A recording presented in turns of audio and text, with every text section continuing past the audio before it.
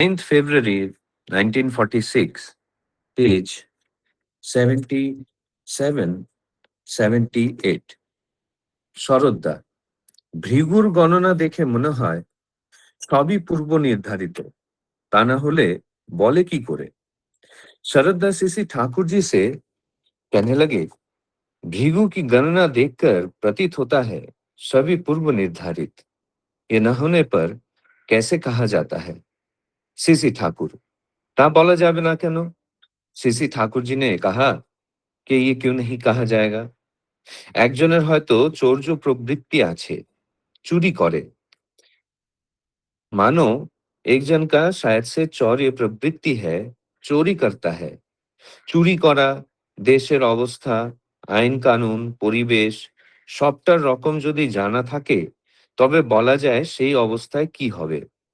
चोरी करना, देश की अवस्था, नियम कानून, परिवेश सभी का तरीका देखकर अगर जाना रहे या फिर ज्ञात रहे, तो कहा जा सकता है इस अवस्था में क्या होगा।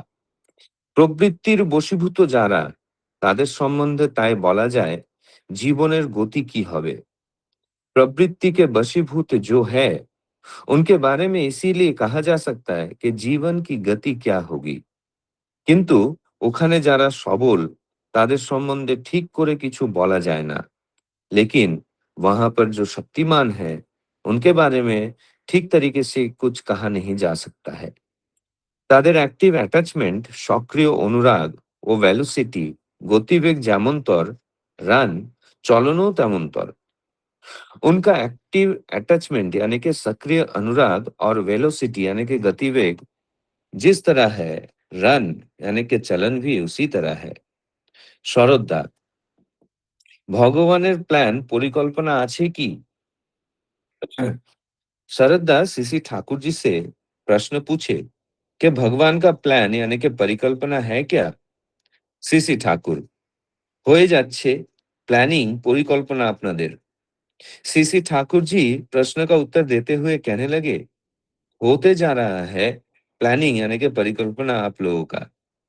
যে মুহূর্তে পূর্ণ তুমি, সে মুহূর্তে কিছু তব নাই, তুমি তাই পবিত্র সদাই।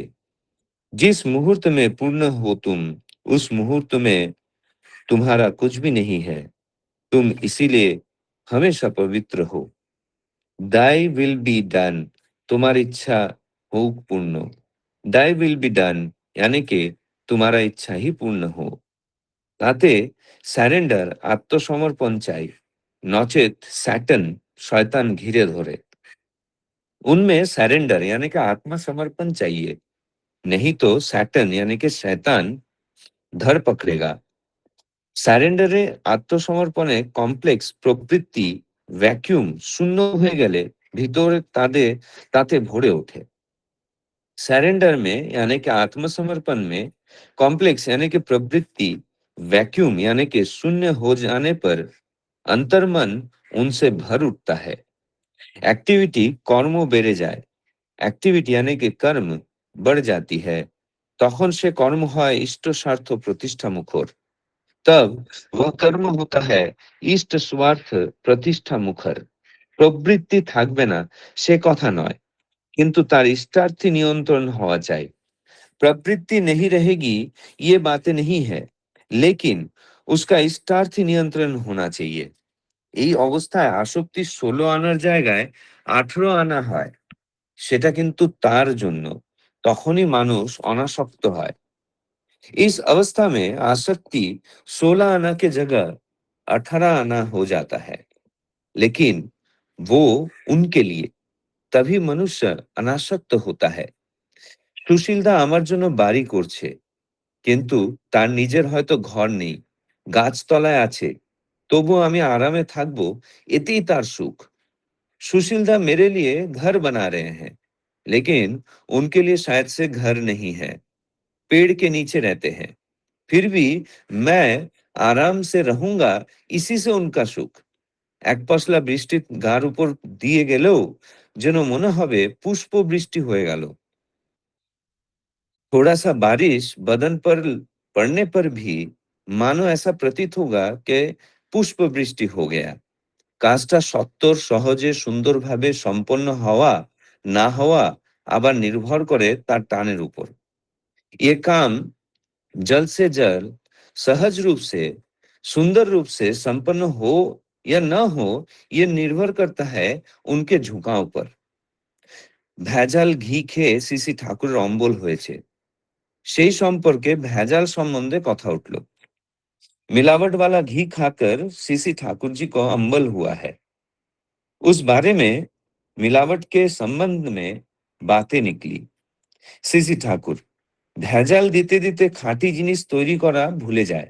सीसी ठाकुर जी कहने लगे, मिलावट करते करते असली चीज तैयार करना भूल जाते हैं।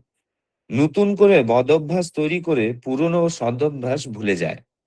नए तरीके से गलत अभ्यास तैयार करके पुराने अच्छा अभ्यास भूल जाते हैं।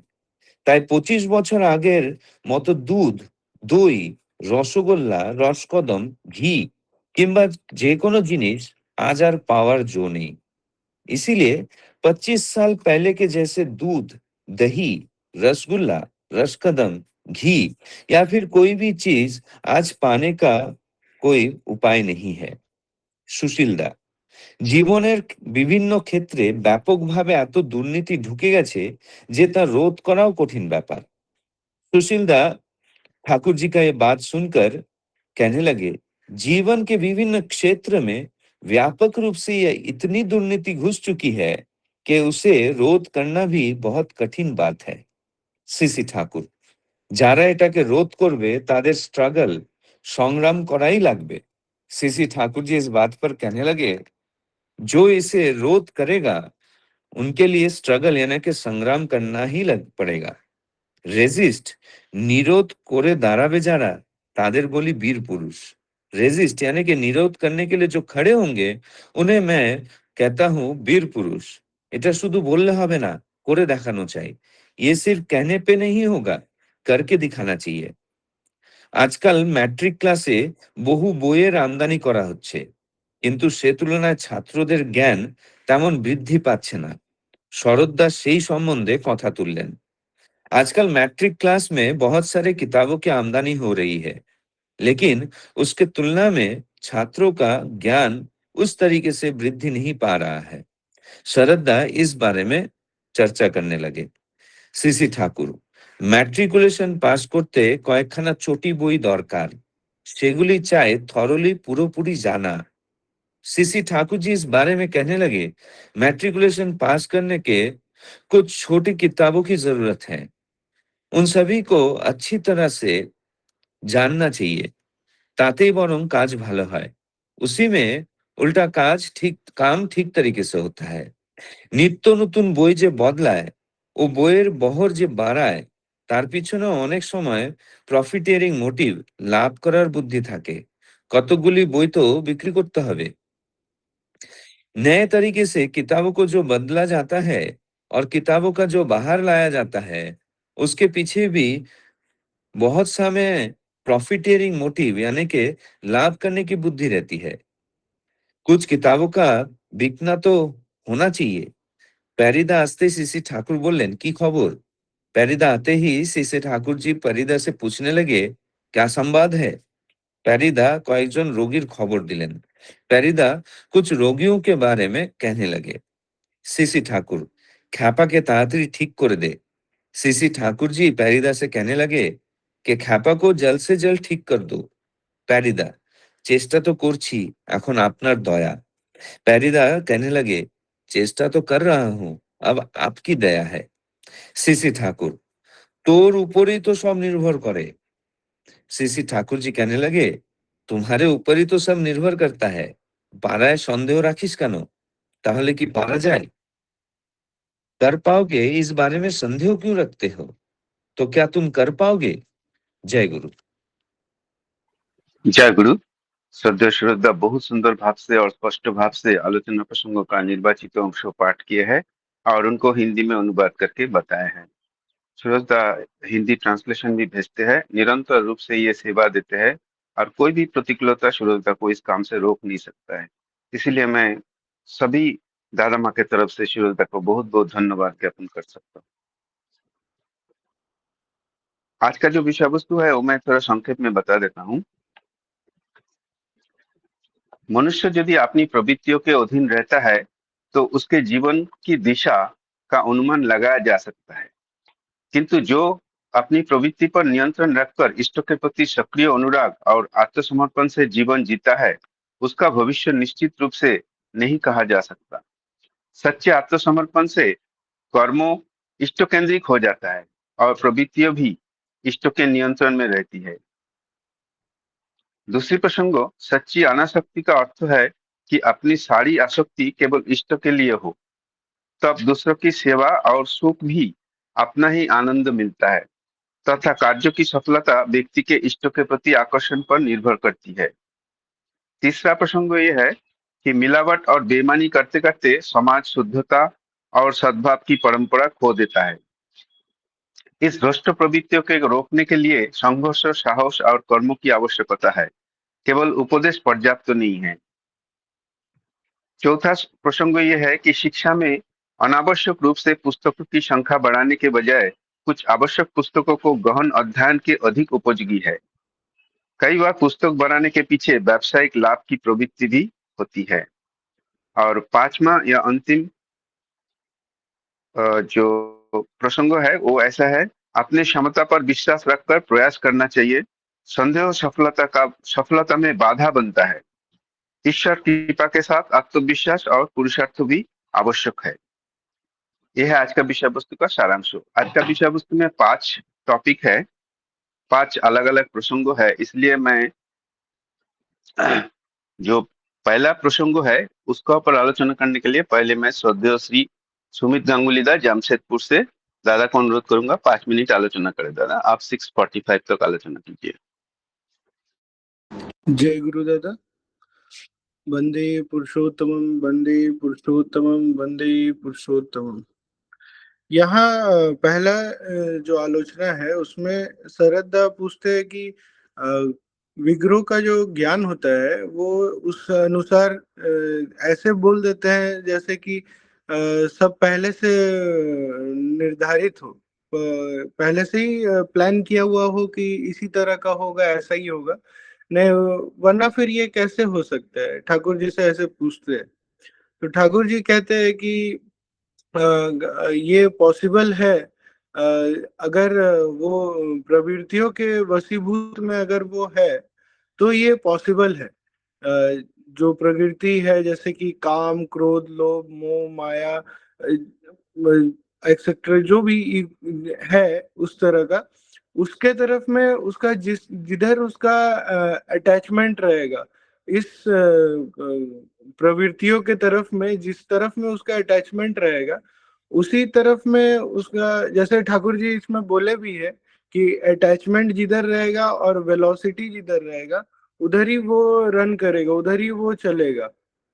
तो जिस तरफ में उसका अटैचमेंट रहेगा, जिधर में उसका वेलोसिटी रहेगा, इन सब में से उधर ही वो जाएगा। और इसी को वो इसी को विग्रह क्या करते हैं कि एस्ट्रोलॉजर क्या करते हैं कि वो उसको वो समझ जाते हैं कि इसका किस तरफ अट्रैक्शन ज्यादा है, किस तरफ क्या है, उसके अनुसार वो बता देते हैं कि इस आपका फ्यूचर क्या होगा, आप फ्यूचर में क्या करने वाले हैं, क्या हो चुका होगा, इसके अनुसार वो बताते हैं।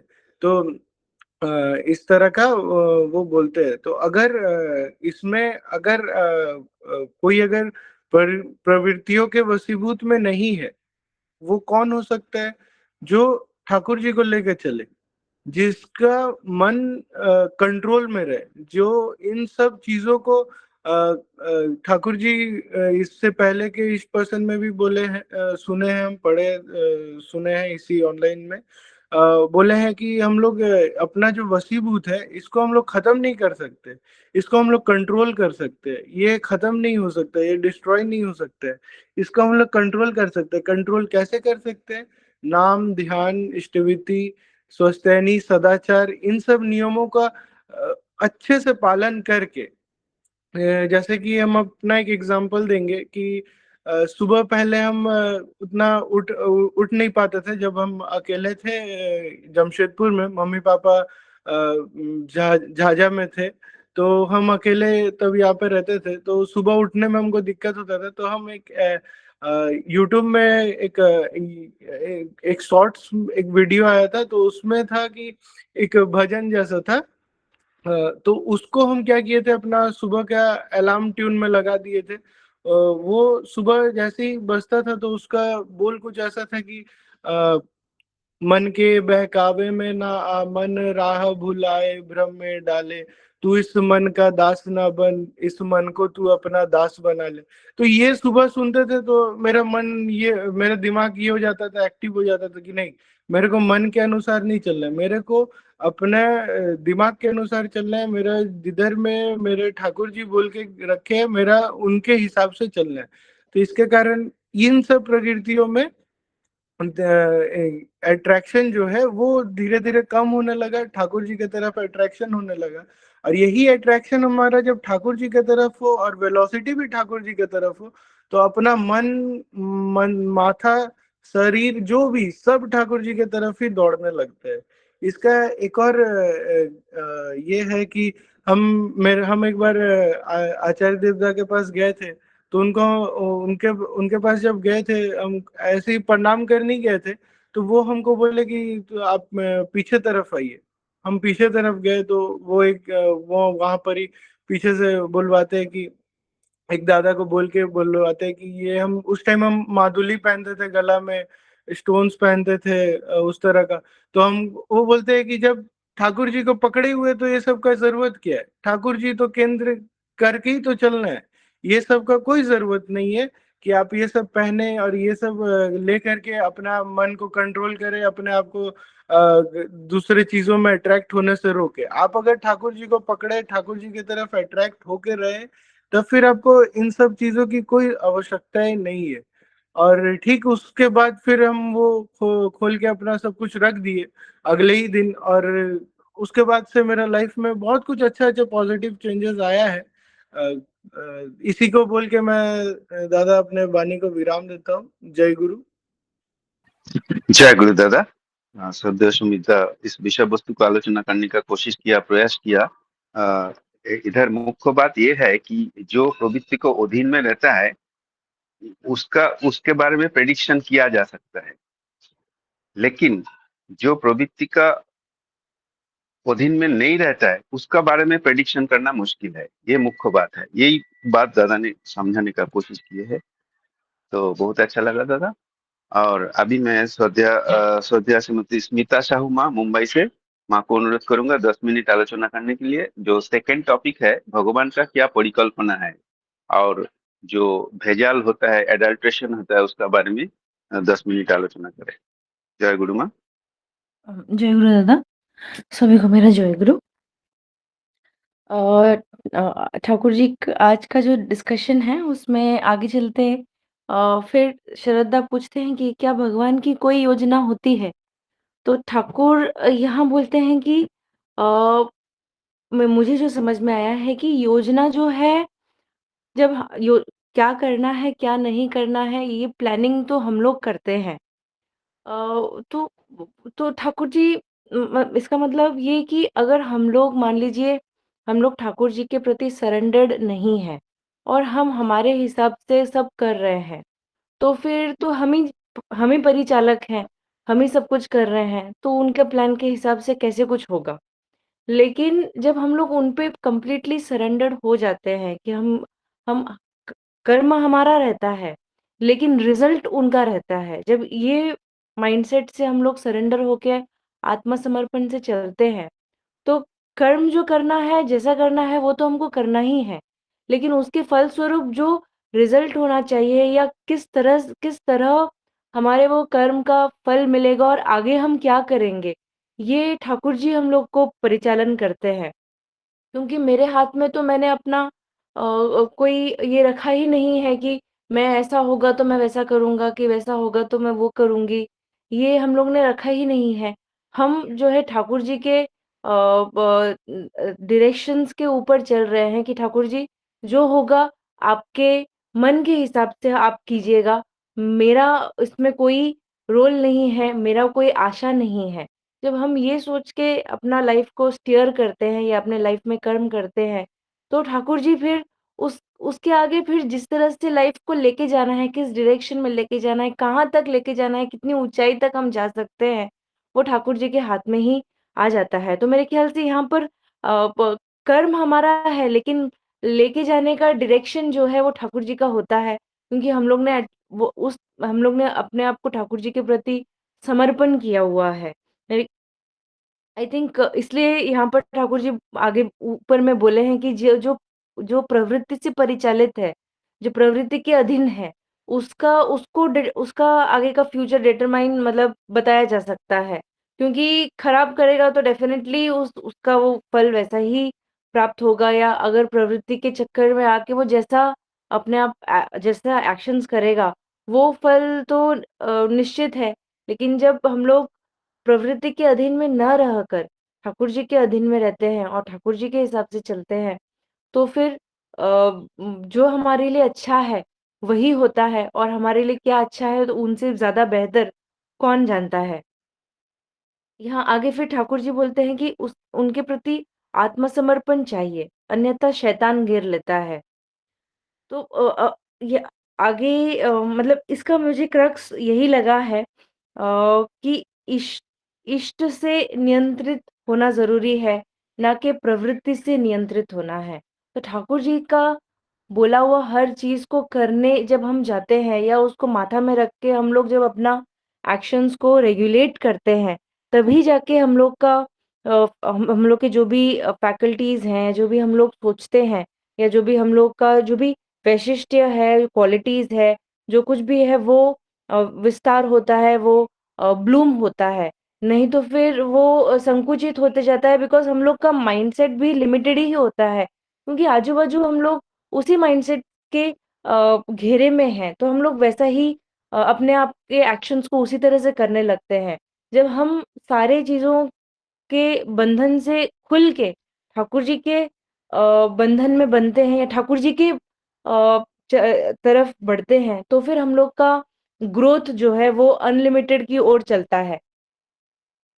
आगे जब ठाकुर जी इसी को डिस्क्राइब करते हुए जब ठाकुर जी और बोलते हैं कि कोई काम का रिजल्ट कैसा होगा, वो एक इंसान का टान के ऊपर डिपेंड करता है। उसका आग्रह क्या है, उसका इंक्लिनेशन क्या है, किस चीज़ की तरफ उसका ये है। तो जैसे दादा अभी-अभी बोले कि उनका जब वो नहीं उठ पाते थे, सुबह उठना ये एक बहुत बड़ा, मेरे ख्याल से जो दादा यहाँ पर आते हैं रेगुलरली अपना चाहे कम वॉट में, वो ये आप लोग जैसे सोमनाथ दा हो गए, शशिकांत दा हो गए, सूरज दा हो गए, और जितने दादा लोग यहाँ पे, दादा और माँ लोग जो सुबह-सुबह जॉइन करते हैं, अपना सारे कमिटमेंट चाहे रात में कुछ कितने भी टाइम तक वो जगे हों, फिर भी सुबह उठ के ये एक बहुत बड़ा कंट्रोल है लाइफ में, एक बहुत बड़ा नियंत्रण है।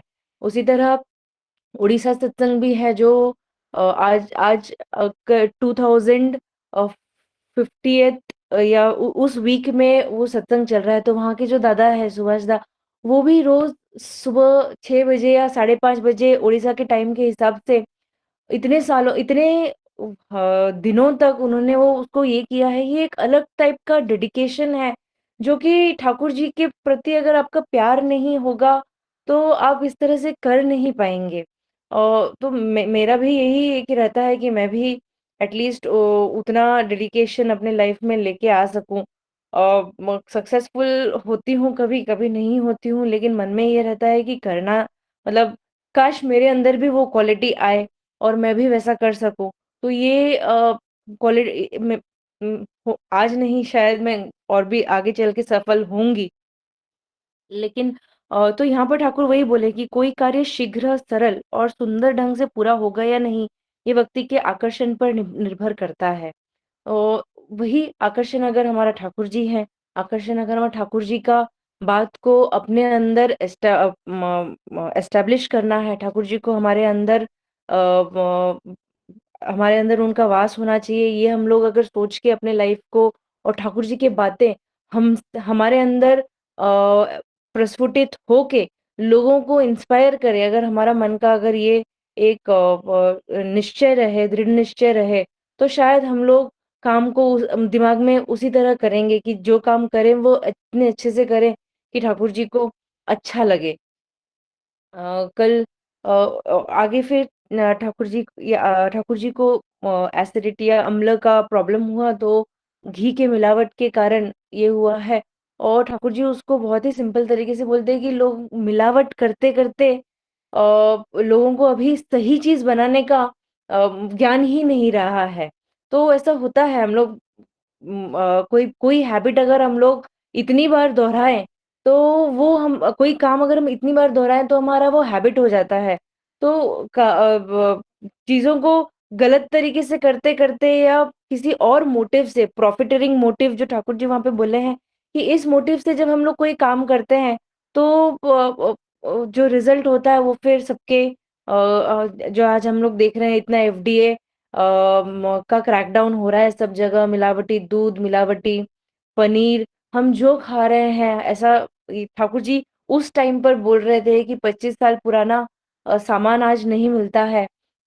और हम लोग आज क्या कंज़्यूम कर रहे हैं वो हम लोग भी जानते हैं, लेकिन हम लोग एक्चुअली हेल्पलेस ही जैसा है कि कहाँ जो जो उस पोज़ीशन पे हैं, जो कुछ काम कर सकते हैं, वो भी करप्टेड हैं, तो फिर आगे क्या हो सकता है? लेकिन अभी फ़िलहाल कुछ दिनों से ये एफडीए का जो रेड्स चल रहा है, तो शायद कोई है जो इसी तरह से अपना काम सही ढंग से करने का उसका अगर मनोवृत्ति है, तो वो कर रहा है। लेकिन अगर उसका सक्सेसर जो है, वो अगर वैसा नहीं होगा, तो फिर लोग जो है वैसे ही ढंग में आ जाएँगे कि कुछ पैसे कमा लूँ झोल-झाल करके। लेकिन वो ये नहीं समझते हैं कि ये झोल-झाल करते-करते उन्हीं के अंदर जो प्रवृत्ति है, वो उन्हीं के प्रवृत्ति का झोल-झाल कर रहे हैं और अपने ही परिवार और अपने ही आगे के जनरेशन को उसी झोल-झाल में करने के प्रवृत्ति से, वो अडल्ट्रेशन के प्रवृत्ति से, हर तरीके में कैरेक्टर में अडल्ट्रेशन की प्रवृत्ति से वो अपने लाइफ को आगे कर रहे हैं। तो काम करने का उद्देश्य क्या है? किस चीज़ के लिए हम कोई काम कर रहे हैं? हम लोग जो सर्विस दे रहे हैं, तो सर्विस का मोटिव क्या है? कि लोगों का भला हो, लोगों का अच्छा हो, या हम लोग वो कस्टमर सर्विस जो चीज़ है कि उनके अच्छे के लिए मैं ये धंधा कर रहा हूँ। मुझे कमाना है, मुझे अपना ज़िंदगी स्पेंड करना है, वो सही है, लेकिन वो तो ऑटोमैटिकली हो जाएगा कि अगर मैं अच्छे सर्विसेज़ दूँ। तो वो एक ध्यान में रहना चाहिए, क्योंकि आज ठाकुर जी आगे चल के बोल रहे हैं कि ये तो पढ़ाई में भी प्रॉफिटियरिंग मोटिव हो गया है। ये हम हर पेरेंट्स जो आज बच्चों को पढ़ाते हैं, हम फ़ील करते हैं दिनों-दिन कि इतने बुक्स हैं, इतनी सारी चीज़ें हैं, तो क्या ये इनका ज़रूरत है? तो आता है कि एक्चुअली में उनकी ज़रूरत नहीं है, बट ये प्रैक्टिसेज़ हैं और हमको उस प्रैक्टिसेज़ फ़ॉलो कर रहे हैं, लेकिन इसका निरोध करते हुए जो लोग आगे बढ़ते हैं, उनको हर तरह का स्ट्रगल करना पड़ता है। एजुकेशन में आज करंट न्यूज़ में जो चल रहा है, उनका कहना है कि आपके फ्यूचर के लिए ही ऐसे डॉक्टर ना आएँ कि जो पैसे कमाकर आपके पेशेंट को खींचते रहें, वैसे डॉक्टर ना आएँ, ना वैसे इंजीनियर आए, जो पैसे लेके आपकी बिल्डिंग ऐसे बनाएँ कि वो टूट जाए। तो उसके लिए ही ये सारे प्रोटेस्ट चल रहे हैं, लेकिन और जो ये प्रोटेस्ट करते हैं उनको बहुत सारा रेजिस्टेंस आता ही है, और ठाकुर इन्हीं को ही वीर पुरुष कहते हैं, जो हर तरीके रेजिस्टेंस को झेलने का शक्ति रख के भी अपनी बातें, जो सही बात है उसको आगे बोलते हैं। तो ये हम लोग सब में एक्चुअली वो डेवलप होना चाहिए। हम जब बहुत सारी ठाकुर जी की बातें जब बोलना चाहते हैं, तो सोचते हैं कि अरे यार, उसको कैसा लग जाएगा। अपने मन में ये चीज़ होना ज़रूरी है कि मैं जो बोलूँ वो ऐसे बोलूँ कि इस तरह से बोलूँ कि किसी को हर्ट भी ना हो और ठाकुर जी की बातें भी रखी जा सके। वो चीज़ डेवलप करने में भी बहुत ज़्यादा ये लगता है कि हम लोग जो बोलें वो इस तरह से बोलें कि बात बोली जाए और बुरा भी ना लगे, ये क्वालिटी आना अपने में ही बहुत बड़ी बात है। तो अचानक से तो नहीं आता है, वही दादा जो अभी बोले कि जजन जाजन इष्टरुति, हमारा जजन और हमारा जाजन, हम अपने आप को कितने तरह से ठाकुर जी से जुड़े हुए हैं, उसी पे ही डिपेंड करता है वो चीज़ बोलने का तरीका। कभी-कभी अभी कल मेरे इसमें मैं जो हूँ कुछ दिन पहले मैं बोली थी, मैं जो हूँ थोड़ा-सा टेम्पर्ड ये हूँ कि अगर कुछ सही नहीं है तो फिर 1-2 बार बोलने के बाद मैं थोड़ा-सा गुस्सा भी हो जाती हूँ। और कभी-कभी ये गुस्सा जो है हम लोग अपने नज़दीकी लोगों पर ज़्यादा बताते हैं। लेकिन कल की बात है कि instead of reacting I just agreed कि ठीक है मैं करूँगी, कर लूँगी। तो वो चीज़ जब मैंने ध्यान के टाइम बैठी थी तो वो मेरे दिमाग में आया तो मतलब कि इस तरह से हमेशा अगर किया जा सके कि कोई अगर तुमको उत्तेजित करने की कोशिश कर रहा है, उत्तेजित नहीं यानी ऐसे कोई ये नहीं है कि कोई पर्पसली कर रहा है लेकिन उसकी बातें तुम्हारे भेजे में नहीं जा रही हैं। तो इंस्टेड ऑफ रिएक्टिंग तुम you just take a pause and think okay fine अभी बोलने की ज़रूरत नहीं है या अभी उसको रिएक्ट करने की ज़रूरत नहीं है, कर लेंगे उसको। तो उसी से ही काफ़ी चीज़ें सॉल्व हो जाती हैं। एक्चुअली मैं कहीं और थी, प्रॉफिटियरिंग मोटिव पे थी। तो प्रॉफिटियरिंग दिमाग में ना जय रख के कि गुरुमा। अगर जी दादा, आप रैप अप कर लीजिए। एक ही दादा हाँ। तो प्रॉफिटियरिंग मोटिव न रख के कि मेरा इसमें से कुछ मैं 1 पैसा ज़्यादा कमाने से आपका कोई आप ज़्यादा अमीर नहीं बन जाएँगे। लेकिन अगर आप चीज़ों को सही ढंग से करेंगे, तो ये चीज़ जो है आपके हम लोग के आगे के जनरेशन में पास होगा। अ, उस उस पे फ़ोकस रख के उद्देश्य क्या है? उद्देश्य ये है कि ठाकुर जी जैसा बोले हैं, वैसे करने जाऊँ, तो फिर ही सबका मंगल है, मेरा भी मंगल है। दादा इतना बोल के मैं अपना वाणी वाणी को समाप्त करती हूँ दादा। जय गुरु, सभी को जय गुरु। जय गुरु माँ, बहुत सुंदर भाव से श्रद्धा स्मिता साहू माँ तीनों प्रसंगों को आलोचना किए है। उनका बोध का हिसाब से उन्हें बहुत सुंदर भाव से आलोचना की है। अच्छा लगा माँ। अभी मैं आलोचना करने के लिए श्रद्धेय श्री ब्रजेश कुमार दा नवी मुंबई से है। दादा को अनुरोध करूंगा आप 5 प्रसंगों है ओवरऑल आलोचना कर लीजिए 7-12 तक 7-12 तक। जय गुरु दादा। जय गुरु। वंदे लोकतीर्थम सातत्वार्थ विभूषणम अमरकृत चारणम प्रबुद्ध लोक जीवनम प्रणय प्रपत्ति आगरिकन वंदे जीवन जो। आज के इस प्रातः वेला के आलोचना प्रसंग की जो हम लोग चर्चा करते हैं उसमें उपस्थित सभी दाता माँ सभी को मेरा आंतरिक जय गुरु।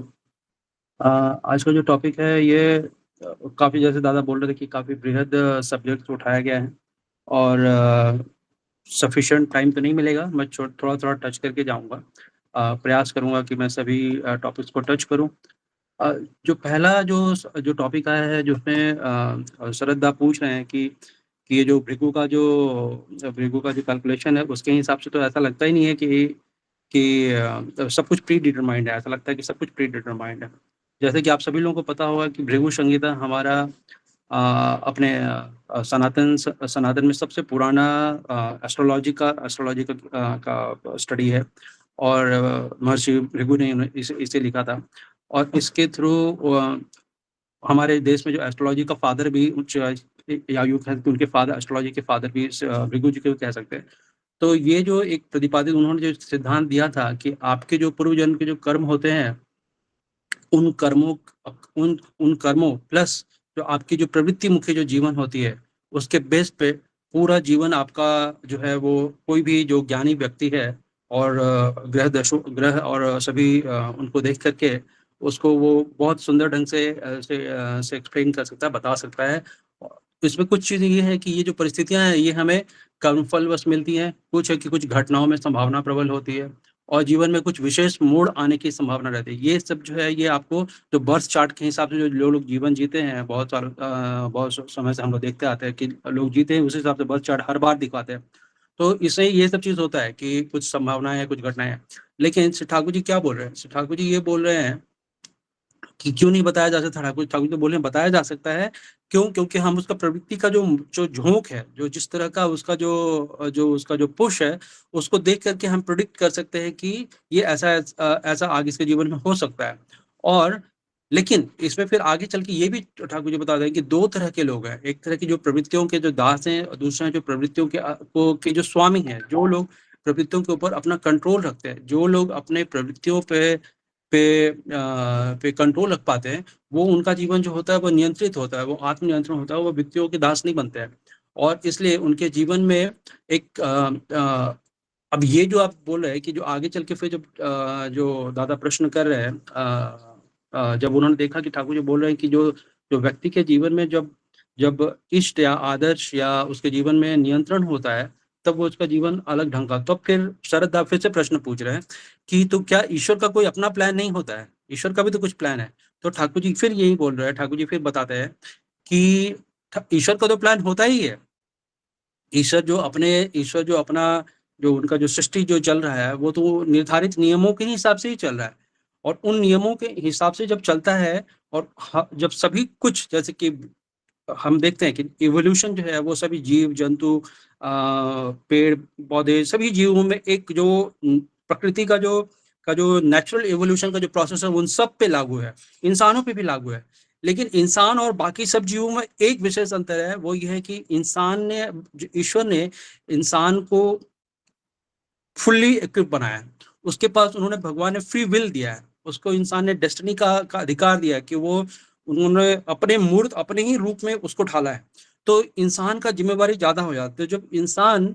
जब व्यक्ति जब अपने जो इन प्रवृत्तियों के हिसाब से, या फिर जो भी हमको जो टूल्स मिले हैं, इसको अगर आप टूल्स समझ के चले कि आपके भगवान ने आपको ये सारे एक्स्ट्रा टूल्स दिए हैं जीवन में, जिसको गवर्न कर, और यही टूल्स आपके ऊपर हावी हैं और आपको जीवन जीने नहीं दे रहे, उस केस में श्री ठाकुर बोल रहे हैं कि सरेंडर करना पड़ेगा। बिना सरेंडर, जब तक आपका सरेंडर नहीं होगा उस हायर सोल, जो जिसको हम असीम जो वो कहते हैं, वो असीम जब ससीम होकर आते हैं, जब जब शरीर रूप में आते हैं, और उन ससीम के रूप में जब ईश्वर आते हैं, और उनको जब हम अपने जीवन में धारण करते हैं, जब कोई भी व्यक्ति जब अपने जीवन में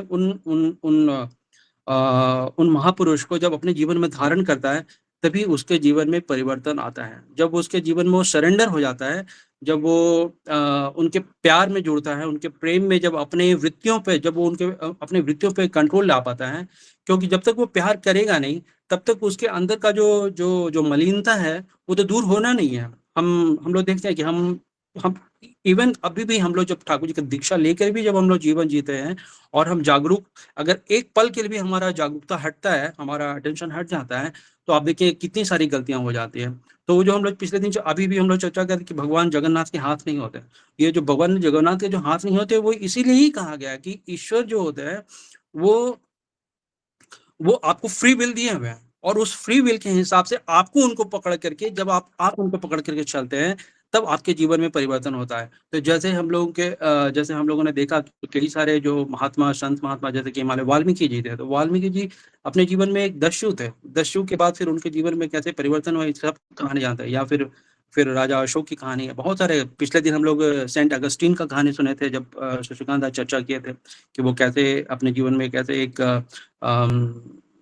अनकंट्रोल्ड लाइफ जीते थे, फिर बाद में जीसस के संपर्क में आके उनके जीवन में बहुत सारे परिवर्तन आया। तो ये जो हमने देखा है लोगों के जीवन में जो ट्रांसफॉर्मेशन, वो ईश्वर को पढ़। एक और बात मैं जोड़ना चाहता हूँ, मैं रिसेंटली किसी से सुना था, वो ये बात कि कुछ लोग कह रहे थे कि 40 साल के पहले तक प्रारब्ध जीवन में जो पुराना कर्म होता है वो काम करता है, और 40 साल के बाद जो होता है वो फिर उतना ज्यादा काम नहीं करता है। वो आपके जो अपने जो कर्म होते हैं उनके ऊपर जीवन चलता है। तो आज का बात पढ़ के मेरे को ये समझ में आया कि ये बात उतना सही नहीं है। ठाकुर जी ये कह रहे हैं, ठाकुर जी की बात को अगर सही ढंग से माना जाए, कि अगर कोई बूढ़ा हो गया और वो अपने जीवन में वही प्रवृत्ति मुखी जीवन ही जी रहा है, तो उसके जीवन में कोई बदलाव का कोई संभावना नहीं है। उसके जीवन में वैसे ही उसका जीवन होने वाला है। उसके जीवन में जब तक ट्रांसफॉर्मेशन अगर उसको चाहिए, उसके जीवन में कुछ परिवर्तन चाहिए, उसके जीवन में कुछ अच्छा चाहिए, तो उसको अपने जीवन में ईश्वर को लेके चलना पड़ेगा। ठाकुर जी के समय का कुछ इंसिडेंसेस मैं बता सकता हूँ। जिस वक्त बहुत सारे जो ठाकुर जी के साथ जो लोग रहते थे, उनमें से कुछ लोगों के विषय में मैं नाम तो नहीं लूंगा यहाँ पर, क्योंकि नेगेटिव साइड का कहानी है। तो ठाकुर जी ने उनको बोला कि आप नौकरी नहीं करेंगे। कुछ लोगों को बोला, ठाकुर जी ने बोला था कि नौकरी कीजिए आप। कुछ लोगों को बोला ठाकुर जी नौकरी कीजिए, कुछ लोगों को बोला ठाकुर जी नहीं कीजिए। लेकिन बहुत सारे जो लोग दादा लोग ठाकुर जी के पास गए, वो ठाकुर जी की बात को उतना सीरियसली नहीं लिया, और उन्होंने अपने हिसाब से काम किया। कुछ उन्होंने, जिनको नौकरी नहीं करने के लिए बोला था उन्होंने नौकरी किया, और जिनको नौकरी नहीं करने के लिए बोला उन्होंने नौकरी जो नहीं करने के लिए बोला वो किया, जो करने के लिए बोला था वो नहीं किया। ऐसे लोगों के जीवन में देखा गया कि जो ठाकुर जी बोलते हैं एग्जैक्टली वैसे ही, कि जीवन में जो जो जो प्रगति होना चाहिए था, जो वृद्धि होना चाहिए था, वो आया ही नहीं। तो ये दिखा रहा है कि ठाकुर जी सामने से करके भी दिखा रहे हैं। फिर एक और भी एक बच्चे का भी कहानी मुझे याद है कि ठाकुर जी के समय में एक बच्चा चोरी करते हुए पकड़ा गया था और उसको फिर ठाकुर जी बोले कि तुम हर दिन मेरे पास आना और आ करके मेरे साथ बैठना। फिर ठाकुर जी ने उसके विषय में उसको एस्ट्रोलॉजी का बहुत सुंदर हर दिन वो आता था, ठाकुर जी के पास बैठता था और उसका एस्ट्रोलॉजी ठाकुर जी के साथ बात करते करते उसका एस्ट्रोलॉजी का इतना ज्ञान इतना अच्छा हो गया कि बाद में जब जब एक बड़े जो हमारे जो किरण चक्रवर्ती जब आए थे, जो इच्छापुर राइफल फैक्ट्री के मालिक थे, वो था, तो उनको बोले कि इनको दिखाओ, इस बच्चे को दिखाओ, और उन्होंने देखा तो उन्होंने बोला, उन्होंने इतनी सुंदर व्याख्या की, तो बोला कि ठाकुर ये तो बहुत ही उच्च कोटि के एस्ट्रोलॉजिस्ट लगते हैं। तो इस तरह से जीवन में ट्रांसफॉर्मेशन होता है। और आगे चल के जो टॉपिक है उसमें एक है मिलावट से संबंध में है, जो मिलावट के विषय में वो तो हम लोग सब लोग ही जानते हैं कि आज के समय में पैकेट पे लिखा हुआ है कि no sugar but still there is all of sugar. तो वो सब कुछ हम लोग देख ही रहे हैं। पहले के समय मुझे याद है कि दूध दही, मैंने पुराने समय में अपने गांव में दूध जो पहले होता था वो लाल होता था, एकदम एकदम सुंदर, जो उसको मिट्टी के बर्तन में उसको उबालते थे और मिट्टी में बर्तन में उबालने के बाद वो दूध एकदम सुंदर लाल हो जाता था। आप सिंपल दूध भात भी खा के इतना आपको तृप्ति मिलता था कि वो चीज़ अब अवेलेबल नहीं है। और तो बहुत ज़्यादा लेवल पर मिलावट और ये सब चीज़ हो रहा है। उसमें ठाकुर जी एक रास्ता बोल रहे हैं, ये बोलना नहीं पड़ेगा, इसको करके दिखाना पड़ेगा। जब तक हम लोग सब इसके बारे में कंप्लेन करते रहेंगे, हमारे जीवन में कोई परिवर्तन नहीं आएगा। इसके लिए आपको संघर्ष करना पड़ेगा, खुद से ही आपको कुछ। यहाँ पर एक नया निर्देश भी ठाकुर जी दे रहे हैं कि अगर आपको लगता है कि ऐसा कुछ हो रहा है तो आप खुद से ही नया ढंग से कुछ कीजिए जिसमें आपको संघर्ष का संभावना है। बुक्स के संबंध में ठाकुर जी बोले कि बच्चों के मैट्रिकुलेशन के समय में बहुत सारी किताब जोड़ दिया गया। ये सच बात है। मेरी बच्ची भी 9th में है और हम आगे चल के 10th में जाने वाली है, और मैं देख ही रहा हूँ किताबें, और हमारे टाइम में भी बहुत सारे बुक्स होते थे। और मेरा तो सीबीएसई था, तो मैं फिर भी number of books were less, but बाकी मैंने आईसीएसई और बाकी में देखा तो और भी बहुत ज़्यादा किताब था। तो ये ठाकुर जी के पहले भी ठाकुर जी की जो तपोवन चलता था उसमें भी ठाकुर जी बहुत कम उम्र में चाहते थे कि बच्चे लोग जल्दी से आगे बढ़ जाए, क्योंकि हम देख रहे हैं कि अननेसेसरी चीज़ों में बच्चों को उलझा करके उनका समय बर्बाद किया जा रहा है। अभी आप देखिए कि प्रेप, नर्सरी, ये सब समय में बहुत टाइम बर्बाद किया जाता है बच्चों का, और बच्चे 6-7 साल के होते तब वो स्टैंडर्ड 1 में आते हैं, और तब तक उनकी बहुत जो सीखने की जो शक्ति होती है वो बहुत कुंद हो जाती है धीरे धीरे। तो इसीलिए ठाकुर जी बोल रहे हैं कि शॉर्ट बुक्स बना करके जो सब्जेक्ट पास कर रहे हैं उनके शॉर्ट बुक्स डेवलप करके और इस पे काम करें। इस पे ऊपर काम किया भी गया था, मुझे याद है ठाकुर जी के समय में जो हमारे केष्टोदा थे और अन्य भी जो शिक्षक लोग थे, उन्होंने छोटी-छोटी किताबें निकाली थी जो बांग्ला में अवेलेबल था। मुझे उसको पढ़ नहीं पाया, मैं देख नहीं पाया हूँ। लेकिन मुझे पता है कि ऐसे काम किया गया था तपोवन के टाइम में, श्री ठाकुर जी के टाइम में, और वो पब्लिश हुआ था।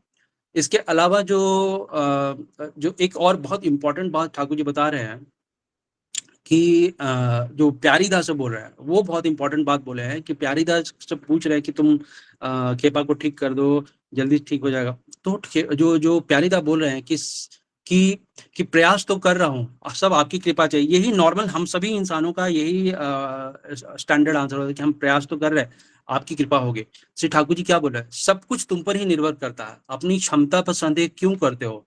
संदेह करोगे तो सफल हो पाओगे क्या? तो ये बहुत बड़ा बात है कि हम सबको अपने जीवन में कभी भी अपने क्षमताओं पर शंका नहीं करनी चाहिए। अपने ऊपर पूर्ण विश्वास रखना चाहिए कि जो काम जो हम अपने हाथ में लिए हैं उसको जिस ठाकुर जी बोलते हैं कि जैसा किया जाता है उसका जानना चाहिए कि कैसे किया जाता है, कैसे इंटेंसिटी के साथ किया जाता है, कितना उसमें अटेंशन, कितना डिवोशन डाल के उस काम को करना है, और जितना जल्दी हम उस काम को फिनिश कर देंगे, दीर्घसूत्री नहीं बनेंगे, तभी हम उसमें सफलता प्राप्त करें। तो इसलिए अपनी क्षमताओं पर संदेह करने से ठाकुर जी ने लोगों को आगाह किया है। और तो मेरा समय तो हो ही गया है। आप सभी को जीवन के लिए मंगल कामना करता हूँ। जय गुरु। जय गुरु। बजिरदा सद्य बजिरदा बहुत सुंदर भाव से सभी विषय वस्तु को आलोचना की है। उनका बोध का हिसाब से उन्होंने बहुत सुंदर आलोचना रखे। बहुत अच्छा लगा दादा आपका आलोचना। अभी मैं आलोचना को समराइज करने के लिए श्रद्धेय श्री मनोरंजन पत्रोदा को अनुरोध करूंगा पूरा विषय वस्तु को समराइज करे। जय गुरु दादा। जय गुरु। सभी का आंतरिक जय गुरु। टाइम कम है क्योंकि इतना बड़ा व्यापक सब्जेक्ट है, 5 क्वेश्चन से 5 क्वेश्चंस थोड़ा रिलेटेड है, थोड़ा डिफरेंट है, बहुत बहुत सुंदर है। मतलब हर एक क्वेश्चन पर हम लोग आधा आधा घंटा तो डिस्कशन कर सकते हैं, इतना सुंदर टॉपिक। तो लकीली क्या जो भृगु ऋषि का वसया सिटी, वो त्रेतया जी का महर्षि थे, उनका जो वसया सिटी कल के वो जो सिटी को मानते थे, जहाँ पे उनका आश्रम था वो भरूच है, जहाँ पे मैं रहता हूँ। रिसेंटली गया था लकीली। तो भृगु ऋषि ज्योतिष का भृगु संहिता नाम का ज्योतिष शास्त्र रचना किए थे। तो इतना इतना सुंदर था उसमें। क्या ना, सबका जिसका ग्रह नक्षत्र जैसे सबका राशि डिफाइंड हुआ है, क्या प्लानिटरी सिस्टम है, उनको कितना स्टडी करके ऑलमोस्ट 5 लाख में देख रहा था, ऑलमोस्ट 5 लाख कुंडली स्टडी कर करके एग्जाम्पल, जैसे हम लोग का वेदर फोरकास्टिंग होता है, हमको दिख जाता है गूगल पे आज बारिश होगा कि 10 दिन बाद बारिश होगा। तो हमारा सिस्टम ही ऐसा था, मैथमेटिक्स था। आप सोचिए अगर बारिश में मुंबई में की हर जगह 1 महीना बारिश डिले होता है, ये कहीं पंजिका पुराण में लिखा हुआ है, पोथी में लिखा हुआ है कि यहाँ पे कुछ अधिक मास आने वाला है तो यहाँ पे डिले होगा। ये सारा चीज प्री डिफाइंड हो सकता है, किसके लिए कैसे हो सकता है? अगर मनुष्य, ये तो वेदर सिस्टम, क्योंकि सारा, मैं कल जमुना दास जी से बात कर रहा था, क्योंकि हम लोग जो स्पेस में जैसे सूर्यमंडल है, तो सारे ग्रह का वाइब्रेशन पावर है।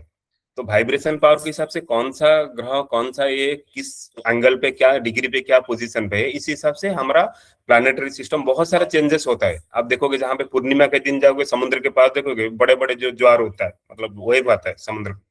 इस तरह सा वाइब्रेशन के हिसाब से सब कुछ, पानी, वाटर लेवल, केमिकल, सब कुछ उसका एक अलग वाइब्रेशन होता है, वो एक्टिवेट हो जाता है।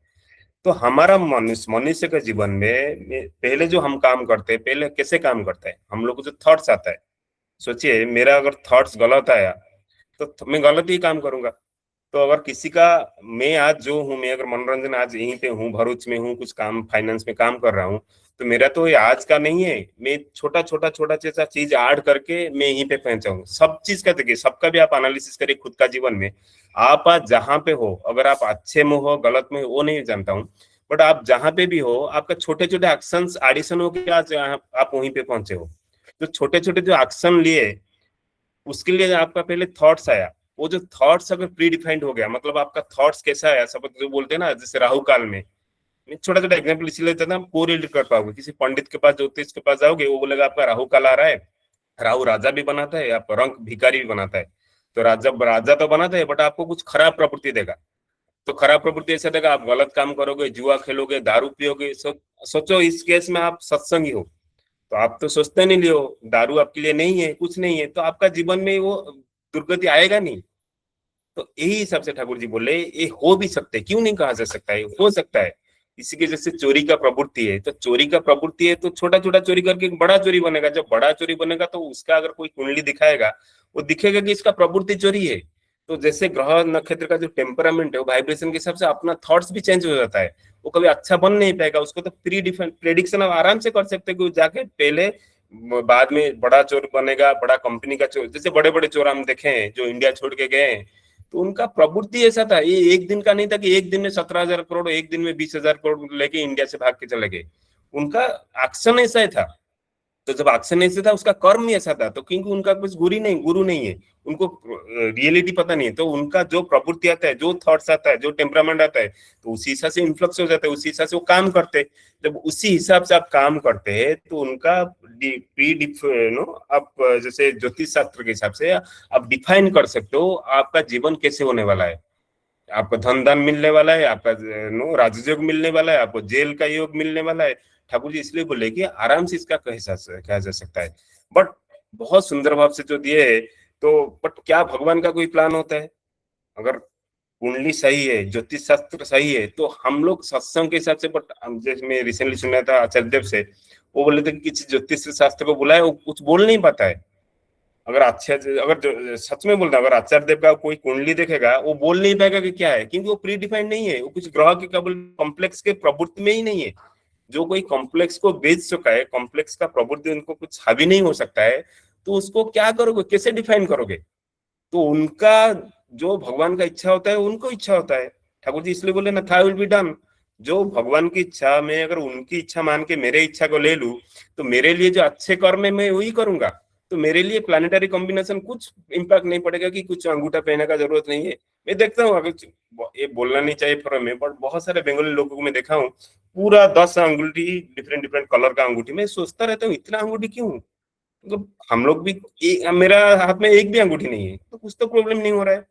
ये प्रॉब्लम यही है, आपको जितना अंगूठी पहनो, जितना माला जपो, जितना ज्योतिष शास्त्र को दिखाओ, अगर आपका कंट्रोल नहीं है कॉम्प्लेक्स के ऊपर, प्रवृत्ति के ऊपर, आप फंसोगे, कोई नहीं बचा पाएगा। वो इतना ग्रह पूजा करेंगे, ग्रह शांति पूजा करेंगे, तो एक दिन के लिए कर लिए, तो बाकी क्या करोगे फिर नेक्स्ट, तो बाकी तो वही प्रवृत्ति में जाओगे, वही दारू पियोगे, वही नशा करोगे, वही चोरी चोरी करोगे। जब ऐसे करते हो तो डेफिनेटली आपके ऊपर इम्पैक्ट आने वाला है। जैसे कोई बोलता है ना किसी बच्चे का जाके दिखाओ कुंडली, वो मना करते नहीं, 12 साल तक नहीं दिखाना है, 12 साल तक कुंडली नहीं पढ़ना है। क्यों नहीं करना है? क्योंकि 12 साल तक वो माँ बाप को फॉलो करता है। जब माँ बाप को फॉलो करता है तो माँ बाप का प्रवृत्ति जैसा है, जैसा बिहेवियर, जैसे चलन है, तो बच्चा तो ऑटोमेटिकली उसमें आने वाला है। तो उसका क्या कुंडली बनाएंगे? वो तो अभी फॉलो मोड में है, कॉपी मोड में है। जो पेरेंट्स करते हैं मैं उसी को कॉपी करूँ। अगर पेरेंट्स चोरी करते हैं, जैसे बोलते हैं पुलिस का बच्चा चोर होता है, तो जैसा बिहेवियर, जैसा टेम्परामेंट, जैसा गाली गलौज घर में होता है, वैसा टेम्परामेंट का वो बच्चा बढ़ जाता है, फिर उसका जीवन संकट में आ जाता है।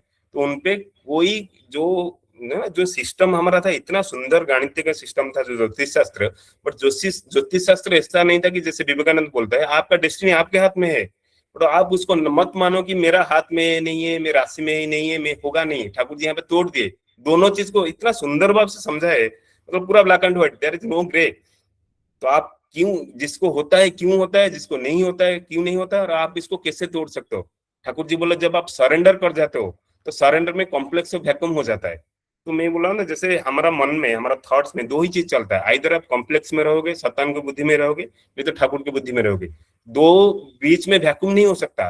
धीरे धीरे आप जितना, जैसे जजन जजन इष्टोपति का हम लोग आलोचना प्रसंग बढ़िया, इससे तो बढ़िया मैं बोला ना, जितना साइकोलॉजिस्ट है, मेडिसिन है, बीपी होता है, ये होता है, अरे ये क्लास में आ जाए, मैं बोलता हूँ उसका सारा कंप्लीट हो जाएगा। बट आपको सरेंडर करना पड़ेगा। आपको ऐसे डाउट नहीं है इसमें, इसको क्वेश्चन नहीं करना है। अरे इतना बड़े बड़े सब ज्योतिष है, टीवी में आते हैं, न्यूज में देखते हैं, कोई गलत है? गलत नहीं है। वो जो बोले किसके लिए एप्लीकेबल है? जो कॉम्प्लेक्स का वशवृत्ति है, जो खुद को कॉम्प्लेक्स में सरेंडर किया है, जो मन में आया वही करना है। मन में आया नशा करना है, नशा करना, मन में आया गुस्सा करना है, गुस्सा करो।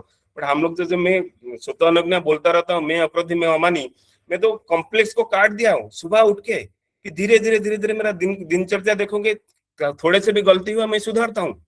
मेरा बेटा को कल कुछ गलत हुआ, पीट लिया, फिर बोला नहीं इसका भी अलग सोल्यूशन था, मैं सुधारूंगा खुद को। तो मैं जब कॉम्प्लेक्स को समझ सकता हूँ, कॉम्प्लेक्स को पहचान सकता हूँ, धीरे धीरे मैं कॉम्प्लेक्स को वैक्यूम क्रिएट कर सकता हूँ। जब कॉम्प्लेक्स को मैं वैक्यूम क्रिएट कर लूंगा, मेरा अच्छे वाला एक्टिविटी बढ़ जाएगा। जब अच्छे वाला एक्टिविटी बढ़ेगा, मेरा एक्शन चेंज हो जाएगा। तो ये छोटे छोटे एक्शन बन के मेरा एक रिजल्ट आएगा। मैं खुद को क्यों फिर डालूंगा एक जीवन पे, अरे रोग हो गया, जिसको कैंसर हो जाता है, और वो कितना सिगरेट जो छोटा छोटा, अरे जब सिगरेट पी रहा था उसको पता नहीं था कि मैं सिगरेट पी रहा हूँ। उस टाइम था अरे सब लोग पी रहे हैं, कोई नहीं हो रहा है। बट एक जब सिचुएशन आ गया तभी क्यों उसको मन में आया। बट वो उस दिन का रिजल्ट नहीं है, रोग हो गया। बट उसके लिए जो 10 साल से जो गलत काम कर रहा था, उसको वहां पे कौन ब्रेक लगाएगा? वही ब्रेक लगा सकता है। और जब वो सरेंडर करेगा, जब हम सरेंडर करेंगे, तभी हमको दिखेगा मैं कॉम्प्लेक्स कर रहा हूँ कि अच्छा काम कर रहा हूँ, तभी मैं ब्रेक लगा सकता हूँ। तभी ये ग्रह नक्षत्र कुछ नहीं कर पाएंगे। मैं जो चाहूंगा, मेरा ठाकुर जी को जो इच्छा है मैं वही लेके जाऊंगा। तो मैं, टाइम बहुत कम है, मैं सेकंड टॉपिक ज्यादा देता हूँ, वो भी मेरा जीवन के साथ जड़ित है। मैं एक घी फैक्ट्री में पहले काम कर रहा था, और फूड में काफी इंटरेस्ट है, मैं फूड कंपनी में काम करता हूँ। अब सोचिए ठाकुर जी जो 1943-45 में बोल रहे, आज उस टाइम कितना कितना क्वांटम होगा? थोड़ा बहुत, मतलब 70% सोचिए जो अच्छा होगा। आज आप साग खाने जाओगे, जैसे ग्रीन वेजिटेबल, ग्रीन सब्जियां, जैसे पत्ता वगैरह, उसको तो आप देखोगे फूल, आप बाड़ी में कुछ पेड़ से फूल निकालो, शाम तक रखो, फूल कितना हो जाता है, पूरा मुरझा कर खराब हो जाता है। बट आप मार्केट से फूल लाते हो, वो फूल कभी खराब नहीं होता है 2-3 दिन तक। हम लोग जैसे मंदिर पूजा वगैरह में लगाते हैं, क्योंकि उसमें फार्मालिन जैसे केमिकल है, वो केमिकल में डुबाया जाता है। लोग ग्रीन लीफ को वहां पे डाल देते हैं। रिसेंटली क्या आया था ना, बिहार का एक स्टेशन में, मतलब ककड़ी छेल रहा है, उसमें ग्रीन कलर में डाल रहा है। और मैं घी के फैक्ट्री में हूँ अभी रिसेंटली, अभी आप लोग गूगल में पढ़ सकते हो। एक जो तुकाराम बोल के जो IAS ऑफिसर आए हैं, एक रेड मारे है, गोवर्धन फैक्ट्री में रेड मारे है, एक सोनाई फैक्ट्री में रेड मारे है। ये बड़े बड़े फैक्ट्री 4,000-5,000 करोड़ का कंपनी है। मैं गोवर्धन में ही काम किया हूँ। बट आप सोच नहीं पाओगे दूध के नाम पे क्या क्या थर्मल लेवल पे मिलावट होता है। तो जानबूझ के कंपनी कर सकता है, लेकिन आग बंद कर देता है। तो उसका कॉन्सिक्वेंस इफेक्ट क्या है? आप आज का डेट में कितना बच्चे आज एडीएचडी है, कितने बच्चे हाइपरटेंशन है, इनका ऐसा नहीं कि हम वो गलत है, बच्चे गलत नहीं है, बट हमारा जो एनर्जी आता है, जो सोल एनर्जी, जो सात्विक एनर्जी चाहिए, वो फूड से ही है। अगर आप 2 दिन भूखा रहे तो मैं बोल नहीं पाऊंगा। मैं अगर 2 दिन भूखा हूंगा, आज थोड़ी ना मैं इतना आराम से मैं बोल सकता हूँ, चल पाऊंगा, कर नहीं पाऊंगा, क्योंकि मेरे को एनर्जी चाहिए। पर पेट्रोल में, गाड़ी में आप सोचते हो गाड़ी में पेट्रोल की जगह इथेनॉल नहीं डालना चाहिए, गाड़ी खराब हो जाता है, तो मनुष्य क्या गाड़ी से कम है क्या? जो 15,000 का गाड़ी के लिए गवर्नमेंट इतना करता है, बट ये जो मनुष्य जीवन मिला है, जो भगवान का जीवन मिला है, उसके लिए क्यों गवर्नमेंट नहीं करता है? आज आइसक्रीम के नाम पे आप तेल खा रहे हो, हर जगह पाम ऑयल। साइंटिस्ट इतना सुंदर भाव से डेवलप किए हैं, आपको जैसे सेंट होता है ना, वासना की स्वाद कंप्लीटली केमिकल में डेवलप हो गया है। वैनिला फ्लेवर्स इसलिए लगता है, उसमें कुछ ओरिजिनल चीज नहीं है। आपको स्ट्रॉबेरी खाना है, आपको मैंगो खाना है, सारा केमिकल्स ही है। 3-4 केमिकल उसमें एसेंस डाला हुआ है, कलर डाला हुआ है, आम के जैसे फ्लेवर बन गया। आप सोच रहे हो मैं आम खा रहा हूँ, आप सोचो जो केमिकल खा रहे हो आम सोच के, तो आपको मतलब ये सिगरेट से भी ज्यादा खराब है। तो उसके लिए गवर्नमेंट का कुछ रोल नहीं है। तो ठाकुर जी बोले उसको तोड़ने के लिए अच्छे नो, जैसे हम लोग का कोई, अगर मैं भी पहले सोचता था मैं क्यों नहीं डालू, बट अभी इतना बढ़ के लग रहा है ना, मेरा जो रोल है क्षेत्रीय, मेरा रोल है नहीं है, और जो वैश्य कम्युनिटी है, जो उनको ये सब में आना चाहिए। तो बट आना चाहिए, अभी भी आ रहे हैं। आप सोचोगे अभी तो बहुत सारा ऑर्गेनिक, मेरा एक्चुअली टाइम हो गया था, और 2 मिनट लूंगा क्योंकि टॉपिक को क्लोज करना चाहता हूँ। जैसे कोई वैश्य कम्युनिटी, अच्छे से हाँ कम्युनिटी है, दादा, 1 मिनट के अंदर क्लोज कर दीजिए। हाँ, तो जैसे अभी भी है बहुत सारा ऑर्गेनिक है, बट आप सोचोगे 1,000 रुपए में चावल, तो 1,000 रुपए में चावल कौन खाएगा? आप बोलते हो मैं 2-3 ग्रीन क्लीन लेबल बनाता हूँ, बट आप इतनी कॉस्टली कर देते हो, वो नॉर्मल लोगों के लिए तो पोसाएगा नहीं, कर नहीं पाएगा, तो उसको बेचारा केमिकल खाएगा। तो इस सब चीज के लिए हम लोग जो आज पढ़ रहे हैं, इतना सीख रहे हैं, तो ठाकुर जी का यही इच्छा है कि धीरे धीरे लोग आएंगे, उसको सुधारेंगे। उसको कठिन परिश्रम से आपको कम्पीट करना पड़ेगा। जो अगर फ्लेवर मार के 5 रुपए में बना रहा है, आपको तो डेफिनेटली कॉस्टली बनने वाला है। आप ओरिजिनल चीज दोगे, बट ओरिजिनल चीज को कितना अच्छे से, कितना कॉस्ट इफेक्टिव में मैं लोगों के पास पहुंचा सकता हूँ और लोगों के भविष्य के लिए अच्छा कर सकता हूँ, वो एक ठाकुर जी का काम जैसे रहेगा। तो लास्ट में मैं चल रहा हूँ बुक्स के बारे में बहुत अभी भी हो रहा है, क्योंकि मैं जब इनकम टैक्स पढ़ रहा था ICAA, तो अभी हर साल हमारा इनकम टैक्स बुक्स चेंज हो जाता है। बट सोचिए, अभी रिसेंटली ओडिशा में एक हुआ, आप सोच सकते हो, सब ओडिशा में हिंदी मूवी का ज्ञान आ गया, साहित्य मतलब जो रीजनल लैंग्वेज का है उसमें। तो इतना विभ्राट हो रहा है बुकिंग सिस्टम है, एजुकेशन सिस्टम में। वहां पे जैसे नीट पर का एग्जाम वहां पे चोरी होता है, क्वेश्चन पहले से भेज देते हैं।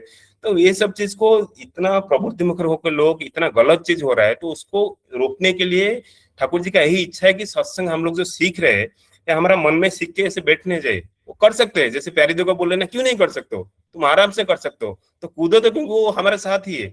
जब हम उसको करने के लिए, अच्छा करने के लिए आएंगे, डेफिनेटली वो हेल्प करेंगे, और बहुत अच्छा चीज हम दुनिया को देके जा सकते हैं। यही बोल के मैं मेरा वाणी को विराम देता हूँ। दादा जय गुरु। जय गुरु। बहुत सुंदर भाव से दादा ने विषय वस्तु को समराइज किया। बहुत सारे पॉइंट्स है, 5-6 प्रसंगों है, तो अल्प समय में बहुत सुंदर भाव से दादा ने विषय वस्तु को समराइज कर दिया।